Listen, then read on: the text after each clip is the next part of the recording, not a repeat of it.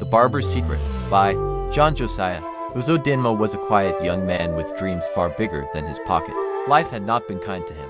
His parents had died when he was just 15, leaving him to face the world alone. His relatives turned their backs on him, whispering that he was a burden. Still, Uzodinma refused to give up. He had a small barbing skill. He learned it from his late father. And with that, he opened a tiny shop in front of an old building in town. The shop was made of wooden planks, with a flickering bulb and a broken mirror that barely stood on the wall. Despite his efforts, life only got harder. Customers were few, and most days he made just enough to buy gari and water. His clothes were old and faded. He wore the same shirt almost every day. Yet, deep inside, he carried hope that one day, life would smile on him. One rainy afternoon, when business was slower than usual, a black SUV stopped in front of Uzodinma's shop. A tall, well-dressed man stepped out. His name was Chief Odenigbo, a wealthy politician known for his power and mystery. "Are you the barber?" Chief Odenigbo asked, his deep voice echoing through the small shop. "Yes, sir. Please, have a seat," Uzodinma replied nervously. After his haircut, the chief smiled. "You have good hands," he said. "Tell me, young man, are you making enough money from this?" Uzodinma hesitated. "Not really, sir. I'm just trying to survive." The chief leaned closer. "What if I told you I can change your life?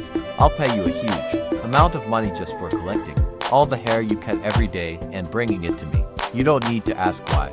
Just do your job, and your life will never remain the same." Uzodinma froze. It sounded strange, but the promise of wealth clouded his judgment. After nights of thinking and battling his conscience, poverty whispered louder than reason. He accepted. From that day, Uzodinma's shop changed. He reduced his prices so low that people started flooding in.